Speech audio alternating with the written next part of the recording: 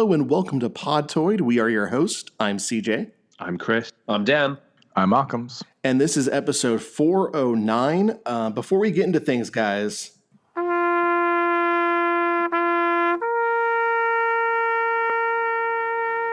I am very sorry to say that we have lost a prized member of the Podtoid community this week. No, not Charlotte. She's just sick. She'll be fine and hopefully back next week.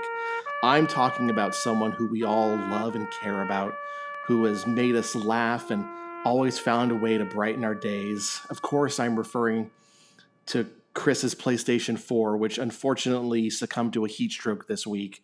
Chris, I'm so sorry for your loss.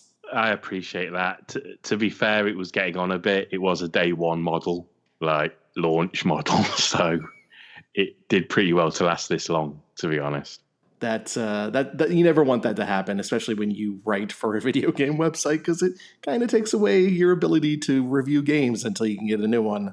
Yeah, I had to like sort something out with a friend in order to be able to continue, but it was all very kind of last minute. But as I'm sure we'll talk about, it's part of the I think it was the heat wave we've had over here. So we had like a heat wave for a couple of days that was ridiculous, and then it was followed by this massive thunderstorm. Like I was woken up by it, and I genuinely thought, until I saw the lightning, I genuinely thought a factory had exploded. It was like the loudest thunderclap I'd ever heard. And then like we got through that night, and I got up the next day and I was like, oh, better get back to, games or whatever. And it just wasn't happening. I just pressed the power switch and that was that. Like, I think it's the graphics. It powers up. I think it's the graphics card. I think the video card's gone in it. It's a crying shame. And yeah, I was watching CNN, and they were talking about the heat wave, and they were showing this map of Europe that was, they were just showing how high the temperatures were all over. And, Europe was so pink. It was either, experiencing the very worst of global warming, or the EU was having a gender reveal party. Either way, it looked very serious over there. And you've just had, you had kind of a shitty week this past week. Yeah. And I don't need to waste anyone's time talking about it, but yeah, it's a lot of bad things happened. Either just small things within my own life, or like things within the bigger picture of Britain and its politics and its weather. And then I caught a cold, which I've got now. And the biggest concern of that is that I'm so drained that I think it's going to take away from my ability to rant. So as much as I really would like to just start pouring on talking about the fucking our new leader here in the country. I said our. I don't consider myself a fucking British citizen, but I can't, because I just don't have the energy for it. Well, it's just there's not enough fucking. You need to be on your game to fucking talk about the disaster of the United Kingdom at the minute. It got to 39 degrees, I think it is, which I think is in the late 90s for you guys, and. It was insane. It was fucking crazy. The wind was blowing, but it was just like hot wind. Like you're walking down the street and had just hot wind blowing at you. And it's cooled off a little bit now, but that's too late for my console. Yeah. In regards to your guys' new leader, as someone who has lived in Trump country for the last 2.5 years, let me just be the first to say, welcome to hell. Now we're all in here. Because I don't think that's going to go over so well for you guys. But yeah. Well, it got hot immediately, didn't it? It was the same day. Yeah. So you could make that connection between the increase in it was like the country caught fire, but sadly it didn't fucking break in half and sink to the bottom of the Atlantic Ocean, which is what it deserves. But it didn't happen. We're still here, and we've still got to fucking deal with it. So. All right. Let's go ahead and move on. But before we get into the games, and we actually have a really good show today, we're going to talk some Marvel, some Kill la Kill, and a little bit later we're going to be doing Crap Criminals again. But before we start, I wanted to talk to you all about this cruise ship brawl. Now, you may have heard about this, but if you haven't, a massive fight broke out over the weekend on a cruise ship called the Britannia. According to a reporter, I don't know why I had to say it like that. According to a reporter who was on the ship at the time, the fight broke out in a restaurant when one passenger appeared dressed as a clown. According to the reporter, this, first of all, in this story, they call it fancy dress, which I did not realize in the UK means costume. So I just assumed that this next line, when the person specifically requested a cruise ship without fancy dress, like that's a really weird request to hear from an American. But then when I realized that it's costumes, it's still very weird to hear. Right. So according to the reporter, this upset a person at a dinner party because they specifically, like I said, specifically booked the cruise with no costumes. Anyway, the party had been drinking heavily, and the sight of the clown sent them over the edge. A massive brawl broke out as passengers used furniture and plates as weapons. People had to flee the restaurant. Eventually, cruise security was able to get the situation under control and confine those responsible to their rooms for the remainder of the trip. There is no word on what happened to the clown. Any story that has a brawl with a clown involved, I just find immediately funny, because I just picture him throwing punches, but like the sound of a horn every time he hits somebody, or like he kicks someone and it's like, you know. So I just think fucking brilliant. I wish I'd seen it. I wish I'd been there. I would love that if he goes in there and just starts spraying people with water from his flower like that. Like that's how he fights. See, I'm just imagining remember the Bozo the Clown? Remember that show? Oh yeah, Right. And just you see Bozo and you see like that's a guy underneath all the makeup and the suit, but just him, just really that kind of drunk where you just stare off in the distance and you like start a sentence halfway through because you think you've been saying it already, but you haven't, and just that just walks into the room and it's just screams out some horrible racial epithet and just starts tossing shit at people.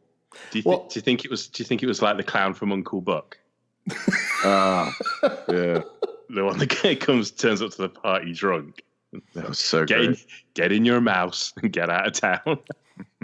yeah. That's the problem with this story. There's too few details on the clown. Was it a hobo clown? Was it a sad clown? Was it one of those clowns that wears the pants that are like 5 times too big, but it has the suspenders to hold them up? I need more clown answers. Was it one of the clowns that people kept seeing in the woods in North Carolina a few years ago? It's definitely the lack of details that makes the story, because I don't want to know the context of like how it got, like how a guy came in dressed as a clown. And that made someone so mad that not only did he and the clown have a fight, but an all-out brawl took place. Well, go on.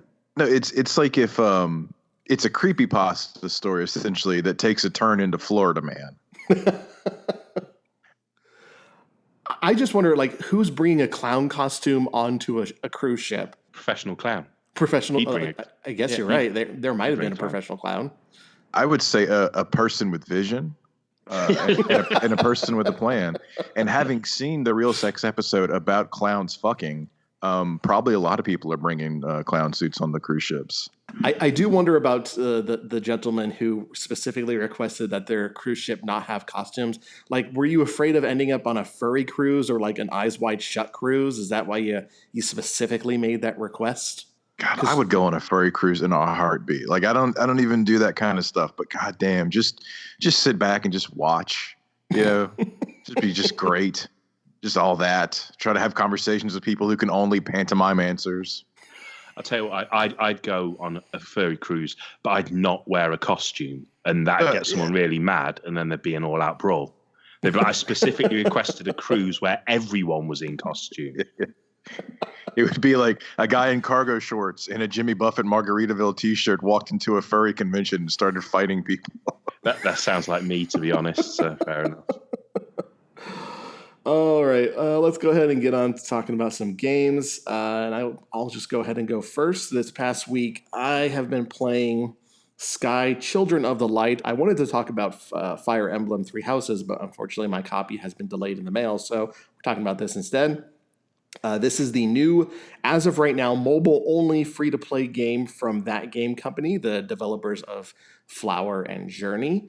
This Sky Children of the Light is very much in the same vein as Journey. You know, there are flight and gliding mechanics. You are working or you're traveling along with other players, but unlike in Journey where it was only you and I believe it was up to 2 other people, In Sky, it can be up to a dozen or more. Complete strangers, you can get your friends to travel with you.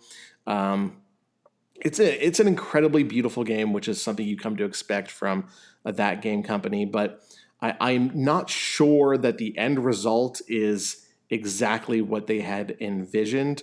The touchscreen controls are just kind of less than adequate. There's a real difficult problem kind of getting your trajectory right when you are flying, and specifically when you're coming into land, because it can be really difficult to get it right that you land exactly where you want to land, or you land and then your character just keeps running forward a little bit. So it kind of throws it off of having these kind of really floaty flight and movement controls that when you add in touch controls, which are as unreliable as they usually are, it doesn't really make for the most enjoyable experience. I did have some fun with it.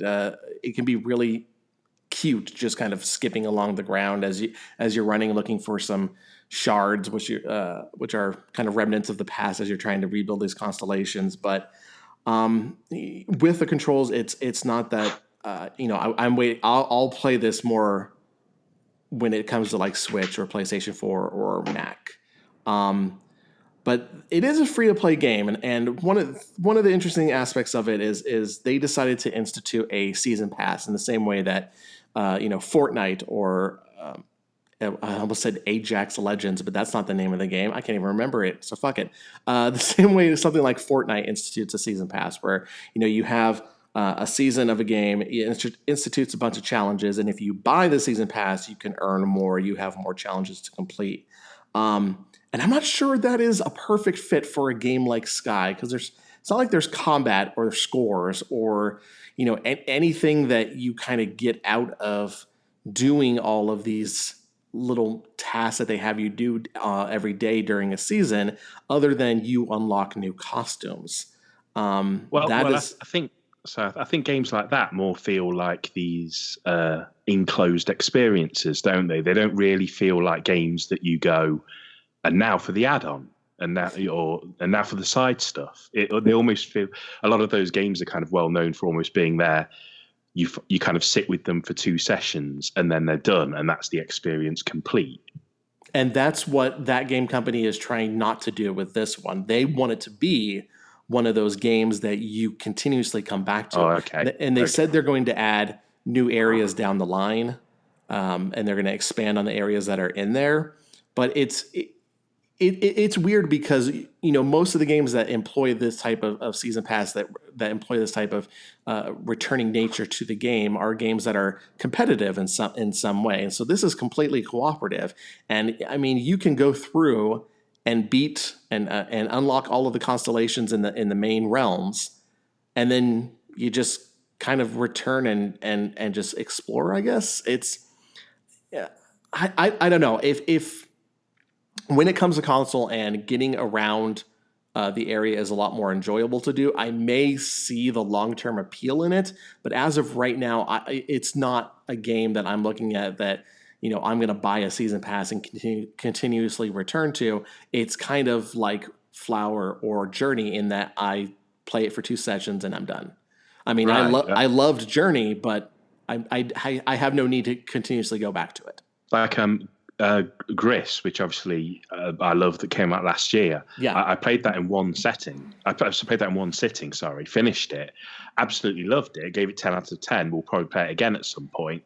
But if they came out tomorrow and were like, we've added another 20 minutes to the story and a bit more of a journey, I wouldn't play it. I'd be like, no, I got this experience and I got this complete experience, and that's clearly what you were. And it seems odd to kind of blend the two, to blend the idea of like the action service game with the game that's almost like, I don't want to be easy and say artistic, but do you know what I mean? A game that's more just this single session experience. Yeah, it's an artistic casual game. That's what it is. Ain't nothing wrong with being that. Interesting. Like, and you've, I only know one person who's played it, and that's you. And you've said, and I'm happy. Well, I mean, you've said, no, it's not because no one's playing it. It's because I haven't got any friends. Right. But you've said, and you're happy with your experience with it, and you don't want to buy anything else for it. So it'll be interesting to see whether everybody else feels that way as well. Well, I've already seen people that I have encountered online with very really ornate costumes, and I highly doubt they got those through gameplay. So there are people spending money on it, and the general concept of it, of having a game that people can play together that is not competitive, that is not based on scores or killing other people, it's a novel idea, and I would like to see more of that from the industry. It's just I don't really see this one being a games as a service having the kind of appeal that's going to draw me back in, just because it is the type of experience that I just want to experience once, because there is a definitive ending to the realms, and it's actually very well done. And after it, I was like, oh, that was very pleasant. Oh, wait, there's more. There's challenge areas. Okay. Oh, sorry. Excuse me. I lost my train of thought. Let's go ahead and move on then, because I don't know where I left off. Goddamn burps. Dan, you have been on playing some Marvel Ultimate Alliance 3. How you been enjoying that? It's a good time. I'm glad that we actually have a third game. I was shocked it was even happening, and from Team Ninja no less. And I was a huge fan of X-Men Legends 1 and 2, and Ultimate Alliance 1 and 2. So I'm just happy that we have a proper beat 'em up again. It's kind of a rarity these days to have a decent beat 'em up, especially like a AAA category one. Yeah. And I'm having a lot of fun, but I do feel like Hulk is absolutely broken. His Hulk smash ability stun locks enemies immediately, and then he can just damage them. I've had boss fights where I've struggled, and then I'm like, well, let's put Hulk in the mix. And then I beat the boss in maybe about 40 seconds, and I'm like, all right, well, I guess Hulk is the easy button. So maybe they should replace him with Professor Hulk from Endgame, who doesn't really want to smash stuff. Yeah, he'd be a bit more reserved about it. He just talks, gives some bants. Oh, but smash, yeah, it's enjoyable. I've been going through the Infinity challenges as well, which has been a lot of fun. Gives you good excuse to grind as well, and level up other characters. So I'm looking forward to the DLC and the potential of different stories and stuff they can explore. I know there's going to be Fantastic Four content. I'm hoping that they add Spider-Man 2099 as well, so to have a full-on Spider-Verse team of Spider-Gwen, Miles, regular Spidey, and 2099. But I'll have to wait and see. I was hoping for Spider-Ham. Once again, no mention of Spider-Woman, because no one ever fucking mentions Spider-Woman. Because we had Gwen. Always fucking Gwen. Always fucking Gwen. She's better, I don't have to tell you. Oh, fuck you, man. I just want to point out that you said no mention of Spider-Woman, and Dan says because we have Spider-Gwen. Yet there are 2 Spider-Men in the game, so there's no reason there shouldn't be 2 Spider-Women. And the other one should be that Asian robot chick from Into the Spider-Verse. There we go. We will add another Spider-Woman, but it won't be Spider-Woman. I think there's going to be this fucking time where I'm the only fucking person holding this candle for Jessica Drew, and everyone else is just like, and was like, "Where's Silk?" Like, oh, for fuck's sake! Like, where's Madame Web? I want to be the blind and deaf lady. Shout out to all our blind and deaf listeners. I'm not, obviously my history with Spider-Man is pretty well documented, but I am a fan of the Spiders Man, the thing where it's a bunch of the spiders that cannibalized Peter Parker and have decided that they are him, and just it's a bunch of spiders in a costume running around doing stuff. I love that. That does sound like you're like the superhero. Yeah. If they said to you, you can write a couple of issues, that immediately is just like that. Yeah, that's the one. That's Occam's take on the Peter Parker character. Yeah, definitely. I feel like that would be Occam's answer to the what literary character would you like to have dinner with? Oh, I want the Spiders Man, please. Yeah. I would just cover myself in ham and just let it roll over me like a wave. The last thing we need is a bunch of spiders as Occam's Man. Oh boy. Ooh. Dan, who is your besides Hulk? Who's your key team? My go-to team right now is Spider-Man, just OG Spider-Man, Wolverine, and then usually I mix it up between Ms. Marvel, and if not Ms. Marvel, then probably Magneto, and then Hulk, just to plow through bosses. Yeah. But without Hulk, I guess maybe Venom. I don't know. I'm surprisingly using Scarlet Witch a lot. I didn't think I would use her as much as I do, but she's super great for ranged attacks, and that's where I excel in these games. What Yeah, is I haven't her tried it power? Like, I've seen all those Marvel movies now. I'm still not sure what her power is, other than red lights and anger.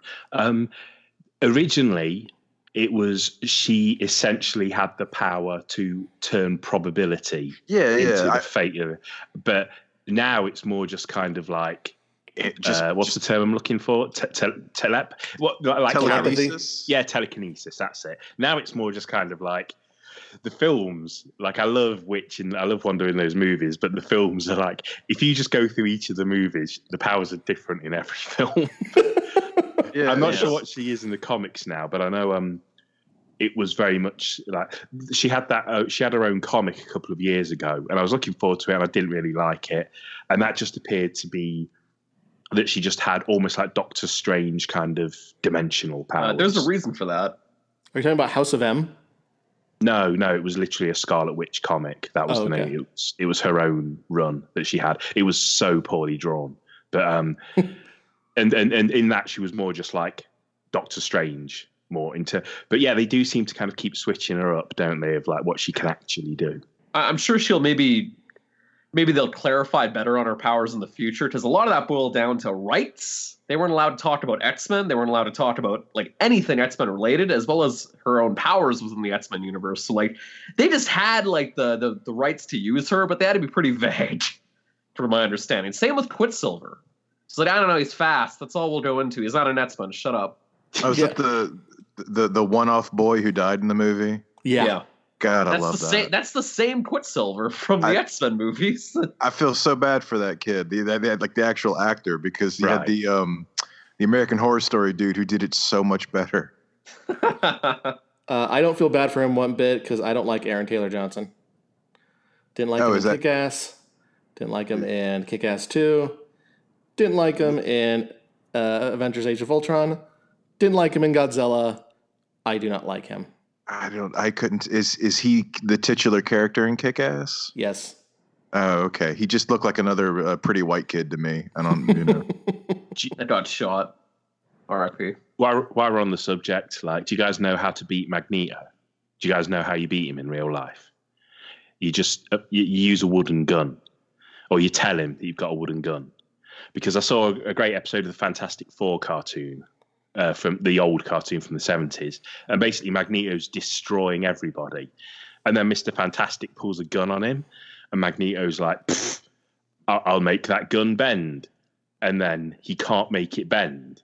And then Magneto literally just goes, I've lost my power. I surrender. And they arrest him. And then Mr. Fantastic's like, oh, actually, I tricked you. This gun's made of wood, which is why you couldn't bend it. And instead of Magneto going, oh, well, so I have got my powers and killing everyone, he's so dumbfounded that it was like, a wooden gun, that he just lets the police like put him in the back of a police car and drive him off. And he's just literally going into this car just going, he tricked me with a wooden gun. Really, I love the kind of Methuselah goat man version of Magneto you're doing there. That's what his voice. It's genuinely. I think there's a scene earlier that's kind of a meme, but it's genuinely funny as fuck. He turns up into town in his little Magneto-mobile, which is like it's like a little spaceship on wheels. It's a Toyota Camry, and he's literally just like, he's going through the city trying to find the Fantastic Four base, and he's in like a traffic jam, and he's just monologuing to himself. He's just going, no traffic is a problem for the powers of Magneto. And he raises above them, and he's literally going, look at how they gawk at me with their startled eyes. And then like he tries to land in a street, and there's a no parking sign, and the guy's like, you can't park there, Mac, no parking. And he's like, the very sight of this sign offends me, and he bends it in half. So it means he can park there. And I'm just like, this is the worst treatment of a Marvel superhero since Dormammu in that fucking Doctor Strange movie. It sounds like the best treatment, honestly. This sounds awesome. I wish I could a whole hour of this. I wish I could bring like Rocky Horror era Tim Curry into now to play Magneto in the next movie. This is a real tangent, but just because we brought up Marvel as we have a tendency to do, I never fucking talked about Magneto and his wooden gun. It's like, It's not even like he shoots him with it. He just makes him believe he hasn't got his powers anymore, but then reveals to him, like, actually, you have got your powers. It's just this is a wooden gun. But Magneto doesn't then go, oh, okay, fuck it, and kill everybody. He's just too stunned that he's been tricked.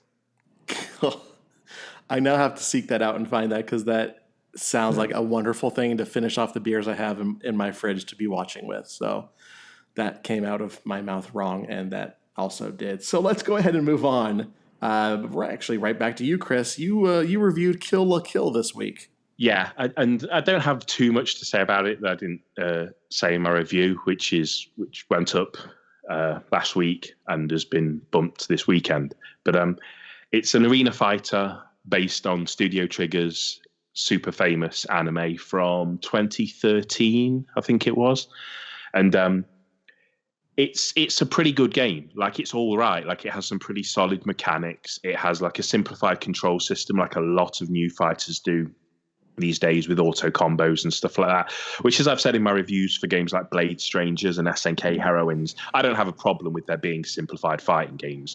You can play those, you can play other ones. Do you know what I mean? You can play them both. It doesn't matter. But it looks and sounds great because it's based on an anime that looked and sound great. But in terms of how it plays, it's a little shallow and it's a bit thin on content. Most of it's based around this story mode that's like an alternate retelling of the events of the anime. So that's quite cool for the fans. They get to see, like, but what if this had happened instead? And that's the if of the title, is like, what if it was like this? The game's kind of movement based. Movement's kind of profit overall. It's about dodging, and it's about moving around this open 3D plane and dashing in and honing in from the sky, like, you know, doing these rushes from the air and giving you the opportunity to strike. So it's really cool to have that heavy movement influence in the game. But I just don't think there's a lot to it. Like, I also think, as I said in my review, it's hampered a little bit by its own design because it's this huge open 3D area. Mm-hmm. The camera's constantly swinging around, and you can literally find yourself so far into the distance that you're like this half a centimeter tall character. And when you're trying to dodge projectiles with like perfect timing, you just can't. You know, it's like you're right over there in the distance. And because it contains the wild visuals of the anime, that also gets in the way. There's a lot of flash and a lot of explosions and a lot of noise. And sometimes that straight up just obscures the view. And because of this, you can't really take it seriously as a fighting game because there's too many variables to the fight where, I was winning until I ended up too far away from the camera, or I was winning until I dropped that combo because a big fancy explosion took place or something. But I think fans will really get a kick out of seeing those characters and controlling those characters and have them kicking ass and hearing the music again and, you know, seeing those cutscenes. It's an Arxis Works co-production, so it obviously looks and sounds great. A+ Games, who made the also great looking and great sounding but terrible to play Little Witch Academia Chamber of Time, have done a pretty good job here. I think it's a cool game for fans, but I just think it's for fans. And I've had people tell me I'm kind of wrong with that, and that's fine. But I don't see anything here that will keep people locked into it for like more than a couple of weeks at best. It doesn't seem to me to be a game that's going to have legs outside of you and your friends who are all into the anime playing it together.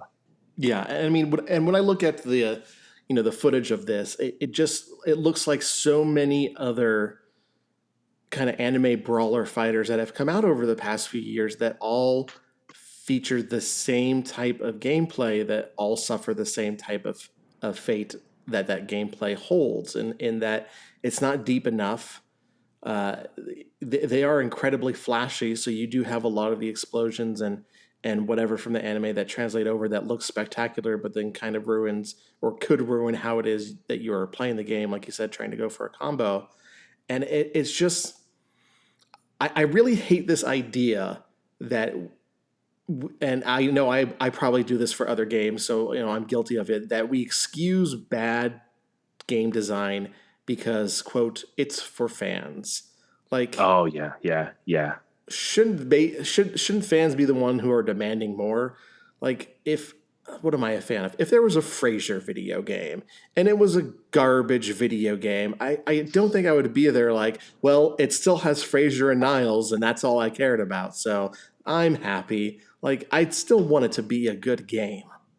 One of the only times I've ever been angry about the response to one of my reviews was that Little Witch Academia review, because I felt I was saving fans from wasting their money. I was like, I know you really want this Little Witch game, and I know this looks great, but it's broken. The controls don't work. The AI doesn't work. They haven't thought about the way that the levels are designed. And people like on other sites or people on Metacritic or whatever were like, I don't even think this guy watches the show. And it's like, no, the game's broken. Like the bosses are impossible to fight because of bad design. I'm not saying I don't understand the game because I don't watch the show or anything. I'm telling you that like the game is faulty. But somehow I was just this like, well, you can't listen to this guy because I don't think he watches Little Witch Academia. And it was almost like people having a go at you when you're trying to help them out in that case. Do you know what I mean? What does a Frasier game look like to you, CJ? Doom, but with all the Nazis replaced by the crazy women who guest star on that show. Would BB Newith be the final boss? Oh God, yes. No. Yeah, BB Newith would be the final boss. I was thinking of BB, the other BB from the show. Yeah. The character. Today on Frasier Talk. I was thinking point and click. I don't know, I guess because I was thinking like intellectual, like the show or whatever. I don't know. I was thinking. I was going fighting game personally. But they all have stands, like in JoJo's Bizarre Adventure. Who would be top tier in the Frasier fighting game? Roz. Yeah, Roz, for sure. Yeah. I would say the dad because I forget his name, but he's always sitting in the chair, Martin. and it's actually the dog that does the fighting. That'd be cool. And the dad's just like MODOK or something, just kind of levitating. Yeah, really. And the DLC, you've got years of DLC just with all those guest stars, haven't you? Like, oh God, yeah. The Cheers expansion pack. All right. Occam, let's go ahead and wrap up with you. You've been playing. I've never heard of this game before. Well, here's the thing. I've been playing a lot of games. Too many games, really. But I've also been eating a lot of pizza. Kind of been on a pizza kick, making pizza, buying pizza, eating too much pizza. Still hitting the gym though, so trying to balance it. I'm saying that more for myself than anyone else. But eating all that pizza has made me really kind of been on this Italian, and I love horror, so I've been watching a lot of Italian horror movies. Now, what is an Italian horror movie? Is that just like the country ran out of spaghetti? That is fuck you and your dad joke. Let's see. It's there. So there's a guy named Lucio Fulci. I'm sure I'm saying that wrong. I don't care. And he's sort of very famous for making these kind of Wizard of Gore. Help me out, Chris. He makes these like he makes like giallo movies, and he's a fan of zombie films as well. And who was the Roger Corman, Wizard of Gore, right? Oh, Herschel Gordon Lewis. Thank you, Herschel Gordon Lewis. So basically, the Fulci made these, as Chris was saying, these like they're really bloody, just very slow motion shots of people getting their guts pulled out, and the really great soundtracks, and usually a whole lot of titty, for no reason. I watched one last night called House by the Cemetery. That is sort of the Italian horror take on the Amityville horror. The opening shot of the movie was a woman putting on her shirt, and just primo 70s Italian boobs. Those pepperoni nipples just right there. Look like Hershey Kisses, I swear to God. Just amazing stuff. So I've been watching a lot of Italian horror films, and I wanted to recommend 3. They are House by the Cemetery. There's one called Zombie, also known as Zombie 2 for some reason. I'm not entirely sure. And then City of the Living Dead. Definitely, if I had to pick one to watch out of all of them, go City of the Living Dead. That's a hoot. Priest commits suicide to open up the gates of hell. The dead start coming back. It's a great time. There's a real infamous scene where a zombie grabs a woman by the head after like bursting through a wooden door in a closet and slowly pulls her head into a shard of wood that is splintered off into her eye. And it's a very slow motion shot of this wood piercing her eyeball. And it's that really great thing where it's like there's a human, a very obvious cut, and then a mannequin that's now being impaled on this shard of wood, and then titties. It's great. There's so much mansplaining in these movies, and every woman in these movies does this thing to where like there's a zombie, let's say like 30 yards away, and she just is like close up shot of her face, and it's just abject horror and terror, and she's kind of like biting her nails, like shaking her head back and forth, and the zombie is, and these are all really slow zombies, by the way, super slow, and so there's 5 minutes of the zombie shuffling towards her and her just sort of just squirming in horror and terror, and then the zombie gets her and pulls her face off, or pulls her scalp off, pulls her throat out, tears open her shirt, squeezes a titty for a second, then pulls her stomach contents out. They're great. They're fun, and they're stupid, and they're wonderful. So yeah, I've been playing a lot of video games, but I've been watching a lot of Italian horror films. It's pretty strange. I'm kind of a fan of Italian horror and just like all this kind of cinema in general. I'm kind of an anti-Fulci guy. I like a lot of Italian horror. Mario Bava's my favorite Italian horror director, but I can appreciate that a lot of people get a kick out of these Fulci movies just because of kind of how outrageous they are, and they're not for me. I think Zombie, which is known over here as Zombie Flesh Eaters, which is kind of one of its most known international names, I think that's kind of the one most people might have seen and not even known they were watching like an Italian horror film. Because it was quite big, that film was, and they used to dress up the names so you didn't realize you were watching an Italian film, like they'd say directed by Derek Johnson and stuff like that to kind of cover that stuff up. The reason it's called Zombie 2 is because they were pretending it was a sequel to Dawn of the Dead. Nice. They were just going because it was such a Wild West show when they were making those films in Italy that they just did whatever the fuck they wanted. So they would just went, we'll just say it's a sequel to Dawn of the Dead, and no one did fuck all about it. You know what I mean? No one cared. Like, there's an infamous scene in City of the Living Dead where a zombie fights a shark. And I'm fairly certain they actually abused a shark in that movie. Like watching it, I'm like, that looks like a very real shark that does not care to be fucked with by a man. And the Wild West comparison is very apt. And I can understand the love of Mario Bava, right? I keep wanting to say Brava. Yeah. Yeah. He made like actual movies like with lighting and composition, and it's like if you're like a big fan of Criterion movies, then someone's like, watch Paul Blart Mall Cop. I get it, but right now I'm eating a box of Wheat Thins for dinner instead of having a balanced meal. So. All right. And I appreciate that you're kind of getting a kick out of those films. Like, I think Zombie Flesh Eaters has stuff in it that's really interesting looking and some really over the top and a hilarious ending, like a hilariously nihilistic. There's every fucking ending to those movies is just like, and they all scream to death. Every one of them. It's so great. But yeah, Fulci's kind of he's held high in high regards by fans of these kind of films and like a lot of horror in general. But you think he's a bit shit? I think I never knew him. I think he basically loved destroying women in films. Yeah. I think he really loved doing it. And whereas that happens in a lot of Italian films, Fulci kind of has that Hitchcock sense of like, he kind of wants women. I'm going to kill them in my movies. He wants to like fuck them to death with a shard made of his own urine. Yeah, I get it. Yeah. So I can't really appreciate his films because even though there's so much kind of horrible stuff in a lot of that kind of cinema, he relishes destroying women in movies, and I can't get on board with how much he goes into detail of how you do that, and I find that I don't like that. It's not for me. But you can make zombies' head explode, and they look pretty good.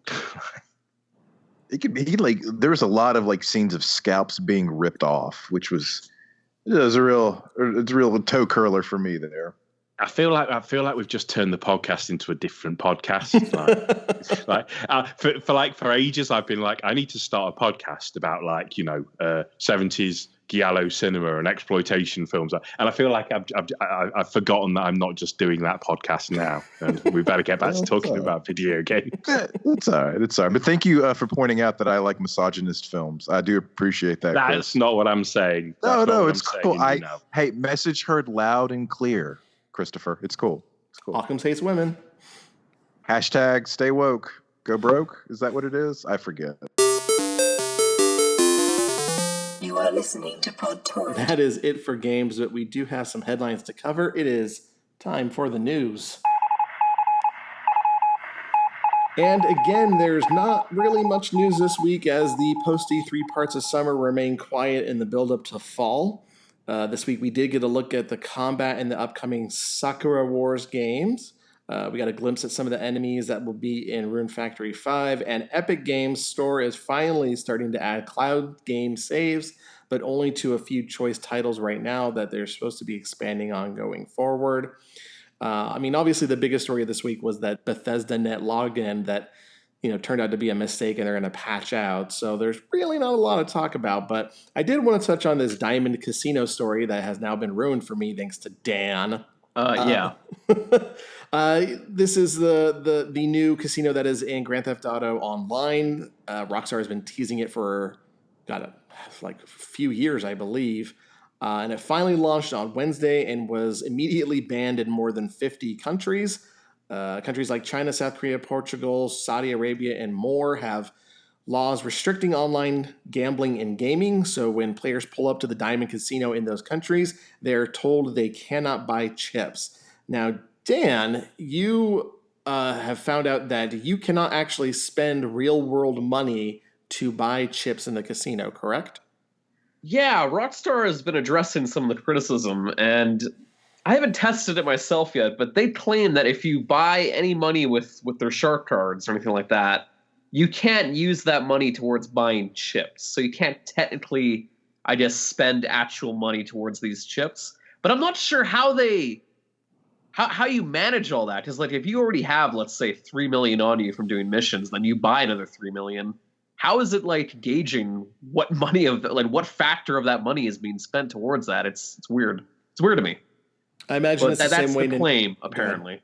I imagine it's not too difficult for them to program for the game to track which money comes from in-earned game and which money comes from stuff that you buy. I can't imagine. Yeah, that's what I'm assuming.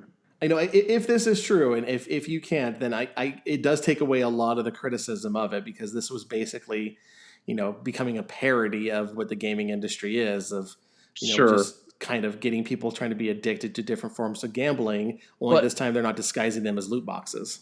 On that note, though, I question if they couldn't read the landscape of the gaming industry at the moment and be like, yeah, I don't know if a casino is a good idea. I get it that this was probably development for a while, but holy shit, I would have pulled the plug on this the moment loot boxes were, in international news and whatnot, and the talk of senators being Star Wars themed casinos. Yeah. Well, it's so brazen, go to the next level and be it's fucking ballsy in all the most terrible ways it could be. Of being let's put an actual fucking casino in our game. I like the idea of a casino-based game, but it's got to all be with in-game money. None of this real-world money shit. And so hopefully that is true, and hopefully it stays that way, because this is an ever-changing industry, so who knows what they're going to do down the line. It just seems icky if you can use real money in it. So hopefully, like I said, it stays that you can't. Have you actually tried the casino out yet, Dan? Because I know you play Rockstar. I haven't tried it yet, but I plan on hopping on probably tomorrow and investigating. I'll report back my findings on my cool penthouse and the various gambling I have done. You could lose all your money like people on Twitter have been talking about. Hell yeah. Our second story of this week is just a small bit of news on Microsoft. I know I've said it before on the show, but Microsoft is the company I'm most excited about going into the next generation because of all the studios they're buying up. They recently bought Double Fine Productions to add to their collection of Western developers. And this week, it was revealed the Initiative, which is a new development team founded by Microsoft and revealed back in 2018, has landed some major new talent. Ian Miller, Ray Yeoman, and Kai Zhang have all joined the team. The three of them previously worked on God of War from Santa Monica Studio as level designers. They join Annie Lore from Respawn and Christian Cantamessa and Ton Sherper from Rockstar to make this kind of a Western developer dream team. And I'm just ecstatic to see what they're going to do. Chris, you wrote this story this week. Going into the next generation of consoles, do you think the Initiative is the developer we should all be keeping an eye on? I don't know, because the proof of the pudding is in the eating, or whatever that fucking catchphrase is. But it's hard to argue against this like all-star fucking team they're putting together. Yeah. They've got people who help make Red Dead, people who help make the Tomb Raider reboots, people who help make GTA 5, and now people who help make God of War. And if all of those people come together under the right banner to make a game, well, on paper, it dictates that it'll be one of the greatest games ever fucking made. Exactly. But we'll see. There's too many. You don't know. There's too many variables. There's been plenty of films where like a director that was a genius got together all the best actors and then the film was terrible. You know what I mean? I guess we'll find out. That is it for the gaming news of the week, but we do have more stories to talk about. You know, the world is full of criminal masterminds. This segment is about the other guys. It's time for Crap Criminals. You've been hit by a crap criminal.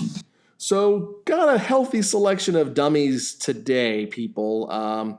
We start in the great state of New York, where Eliana Aguilar, a name so nice, they named her twice, got in trouble with the law after getting a DUI, and it's how she got the DUI that has put her on the front page of the news. According to the New York Post, the Oregon native pulled into a Taco Bell drive-thru at about 1:20 in the morning when she reached into the drive-thru window and started pouring Hennessy into the employee's mouth. Some stories I read on the net said that she forced the alcohol down his mouth, though given he was working at a Taco Bell at around 2 o'clock in the morning, I'm just going to go ahead and guess he welcomed it. Anyway, none of that matters, because what does matter is that the car directly behind hers was a cop car. Didn't bother looking back there. Police pulled the woman over and gave her a DUI breathalyzer, and shockingly, she was way over the limit, and she was taken into custody. Hennessy, huh? Yeah, that's a tough one to just down as a shot. I don't know what that is. I don't know what Hennessy is, everybody. Neither do I. I don't think I've ever had it. Is it a malt? I'm trying to remember. I've had Hennessy before, and I just remember it tastes like Uncle's cologne. It wasn't. It's one of. I don't know why you would drink it. By choice if there are other options. Hennessy. It's a cognac. Oh, yeah, no, I agree with you then. I don't know why anyone would drink that. That's gross. Oh, cognac that's I don't believe in cognac. I've had cognac before. Am I by a giant hearth in a leather chair? No, I'm drinking this out of a Dixie cup in someone's shitty kitchen. Okay, no.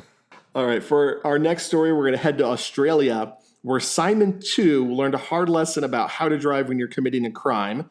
According to police, Mr. 2 was driving around in his van with a few ounces of pot when... Oh, I'm sorry, I misread that. Let me try this again.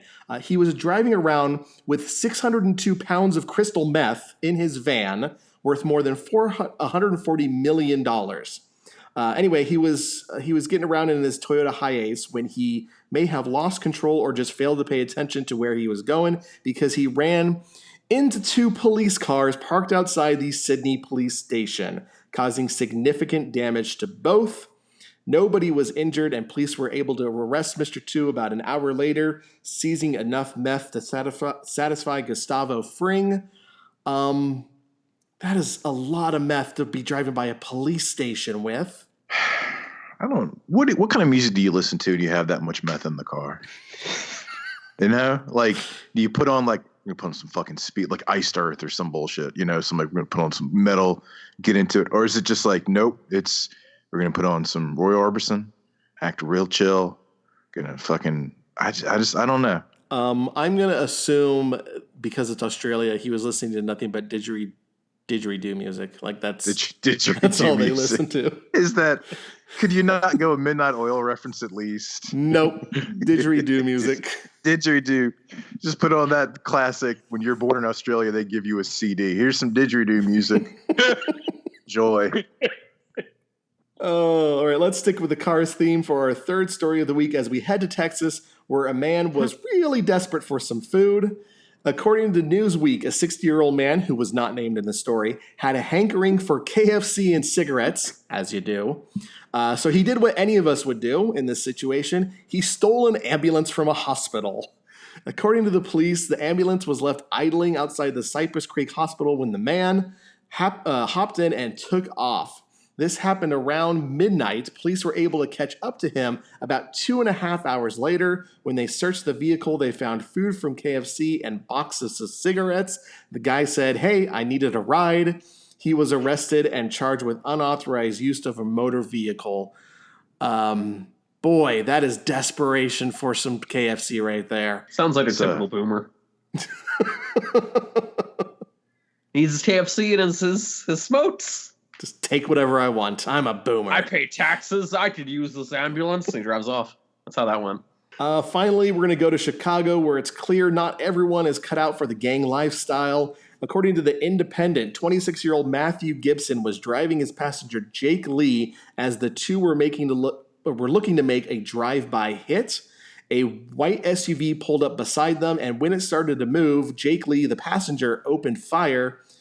Clearly, this was their first attempt at a drive-by because instead of making sure the SUV was on the passenger side, he started firing when it was on the driver's side and shot his own driver in the head. Matthew Gibson was able to drive the car for 2 more miles before succumbing to his injuries. Lee is expected to be charged with murder, and no one in the white SUV was harmed. My God. Did these people not go to drive-by school? That was an awkward 2 miles. Bet he had those like beer goggles on driving too. I imagine the passenger was like that May soundbite. Just, I'm sorry. And like just during that time, they find themselves swerving round like a van full of meth. and then rear-ending into a woman downing Hennessy in the front seat. Oh, playing fucking didgeridoo music on a in-car stereo. Real weird choice given Chicago. Stop breaking my jokes with your logistics. All right, that has been Crap Criminals. You've been hit by crap criminal. You are listening to Podtoid. We are just about out of time for the show, but before we go is the Podtoid question of the week. What am I going to do with my kids all day? Keep them in my house? Where I live? Sorry, that is not the Podtoid question of the week. This week's question is all about milestones. Not too long ago, I think it was a week and a half ago, we marked the 50th anniversary of the moon landing, which we all know was faked by Stanley Kubrick. Mm-hmm. If you watch The Shining, why is he wearing a NASA sweater if it only to mean that he faked the moon landing? So my question to all of you is, what other things have we faked as a society? Equality, boom, I'm out. I hate to break it to all of you, but Iggy Azalea was faked. That's right, she's not real. There was never an Australian white rapper singing about a gangster lifestyle. She was just a computer simulation drummed up by the Aussies to corner the market on untalented white women rappers before that came the next big thing in music. So yeah, sorry to blow your minds there, but Iggy Azalea, she's fake. That's what happens when your international, product is didgeridoo music. We faked all conspiracy theories, including the one that the moon landing was faked. Oh, that's that's like brain explosion level of hoaxing right there. It was Stanley Kubrick. It must be because he made a film about going to space. We don't need evidence, so we've got a boy in a knitted sweatshirt with a rocket on it. Yeah. If you look at the key fob, it says M. It says room, no. But if you look at the capital letters, they spell out moon room. Okay, that's all the evidence you need. Have y'all heard of that documentary Room? What is it, 423 or whatever? Yeah, it's whatever the room is that's got the woman in the back. Yeah, I haven't watched it, but I've heard it's just like, so when they're in the pantry, one of the cans has like a Native American person on it, and it's like, what's he trying to say about America's treatment of indigenous people? It's like, stop. In that same documentary, like, there's a fade from outside the hotel to inside, and as the fade's happening, a caretaker, because it's a fade, there's a point where the caretaker where the two shots are on screen at the same time, and it looks like the caretaker in the second shot is a giant outside the hotel, and he's just like, look at the way the caretaker is like, it's like he's sweeping the hotel, but he's like a giant sweeping the hotel, and it's just like, pal, like, it's a transition. Get over it, dude. But yeah, I've seen that documentary, and it's one of those documentaries where if you did believe that The Shining was the proof that the moon landings were faked, if you believe that and then watch the documentary, you'd probably unbelieve the conspiracy theory, because he like put so much weight on everything that you kind of feel like, oh, if I agree with this guy, then I'm the same as him. You know what I mean? Yeah. Dan, what about you? Anything we faked? Oh, I don't know, my career.